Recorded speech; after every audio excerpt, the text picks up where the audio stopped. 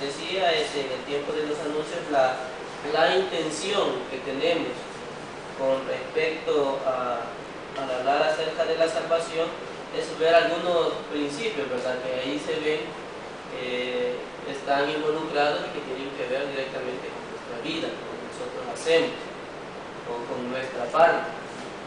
Y uno de ellos es el arrepentimiento. Y quiero decir que el verdadero arrepentimiento se incluye en tres ideas. No se la voy a decir. Primero, en relación con nuestra inteligencia, con nuestra mente, tiene que ver con nuestro pensamiento, en relación con las emociones también, y en relación con la voluntad y la disposición. Y de esto estuvo hablando el hermano Eliseo el domingo pasado, acerca de la voluntad y el sometimiento a la voluntad de Dios. Ahora, para dar inicio a esto, quiero que le demos lectura antes a Mateo 21, no, solo estaba versículo 28 al 32. ¿Sí? Solo estaba pensando en que me parece que está algo así como una parábola ahí que le dicen a Jesús, no sé si hablan de una torre que le cayó a algunas personas, ¿no? Y no sé qué comentario le hacen, ya no recuerdo bien, los discípulos, pero Jesús les dije, si no os arrepentís, también vosotros pereceréis igualmente. Entonces la palabra arrepentimiento tiene que, aunque nosotros decimos que la salvación es solo por fe, pero ahí entra la palabra arrepentimiento. Antes de todo eso. Es que son obras que se estudian por separado, sí, pero que realmente es un conjunto de palabras que están metidas dentro de la palabra grandota que es salvación. Pero va todo eso ahí. Mateo 21, sí, dice parábola de los hijos. Pero, ¿qué os parece? Un hombre tenía dos hijos. Y acercándose al primero le dijo, hijo, ven, voy a trabajar en mi viña. Respondiendo él le dijo, no quiero.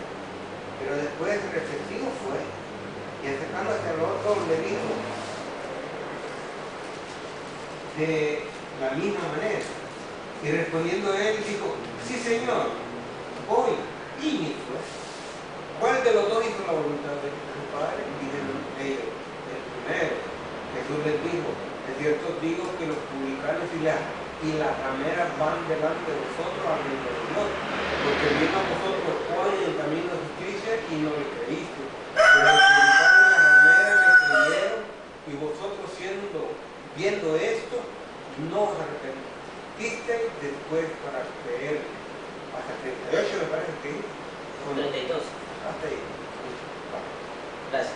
En primer lugar, podemos hablar acerca del arrepentimiento con relación a nuestra inteligencia, también, a mi parecer. Y en este pasaje, la palabra que aparece ahí, arrepentimiento, da este sentido. Se usa aquí en el sentido de cambiar nuestra mente, cambiar acerca de los pensamientos o del propósito, tener una mente diferente con respecto a las cosas, ¿verdad? Y más en sí, podemos decir que esto afecta nuestra actitud y modo de ver o modo de pensar en cuanto al pecado y la justicia. Cuando nosotros venimos a Cristo, el primer paso, o lo primero que se ve afectado es nuestra mente, nuestro pensamiento. Yo tengo una forma de pensar de una manera. A la hora de venir al conocimiento de Cristo,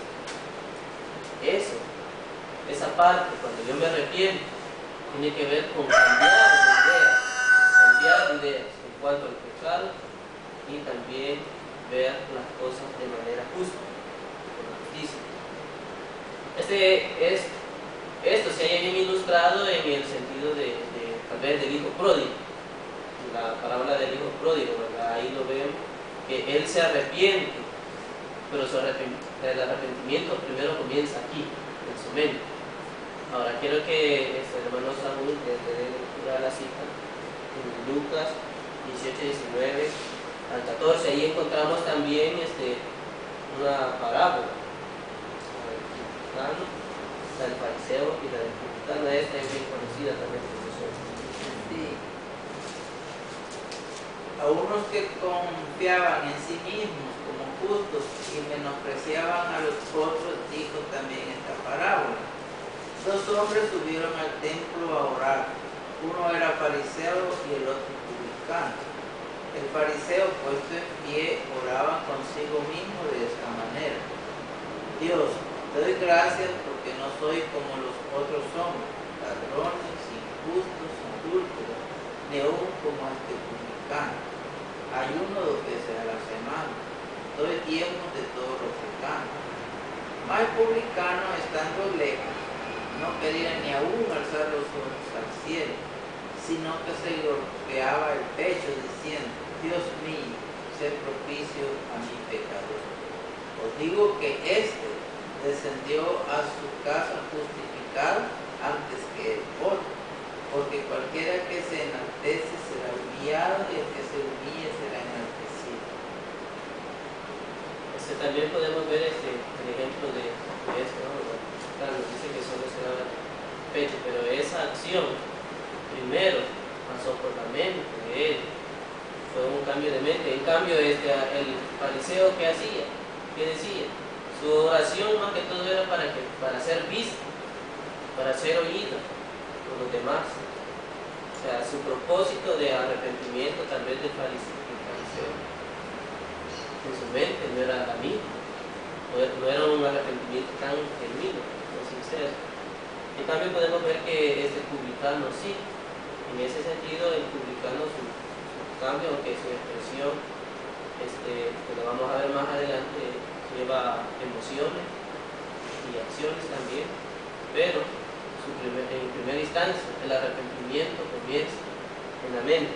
Es así como en Hechos 2, del 14 en adelante al 40, cuando Pedro hace el llamado al arrepentimiento, aquellos que en un principio no creían en Jesús, al ver los hechos que pasaron en esos días, ellos se arrepintieron. Ellos tenían un concepto de que Jesús era un hombre falso, un hombre común, un blasfemo.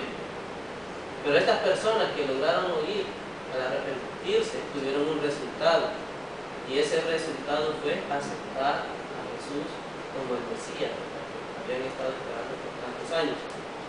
Ahora yo creo que la pregunta de nosotros debería ser la siguiente: ¿cómo evidenciamos hoy en día ese arrepentimiento? Bueno, la verdad que nosotros como respuesta quizás podríamos decir que ese arrepentimiento tendría que ser en nuestra actitud o modo de pensar en cuanto al pecado y en cuanto a la justicia. Los pensamientos que nosotros tenemos en cuanto al pecado. Fíjense que a veces, digamos, en la televisión se ven un montón de casos. ¿Qué pensamos con las cosas malas? A veces las celebramos, a veces las aceptamos como que si fueran normales, pero esa actitud en nuestro pensamiento están evidenciando que tanto nosotros nos hemos arrepentido o qué cambio hubo en nuestra mente. También con respecto a la justicia, cómo nosotros en nuestra mente estamos tratando de ser justos, o cómo probamos la justicia, cómo la desaprobamos también, o qué concepto tenemos de justicia también podría ser. Pero no solamente eso, creo que otra pregunta que deberíamos de hacer es cuando se dan esas batallas en nuestra mente, ¿qué tantas veces venzo el pecado o decido no pecar? La decisión comienza aquí, en nuestra forma de pensar. ¿Doy lugar al pecado o estoy con aquella batalla? Amén. Podemos pensar también o preguntarnos si el hacer la justicia o lo justo es parte de mi forma de ver las cosas.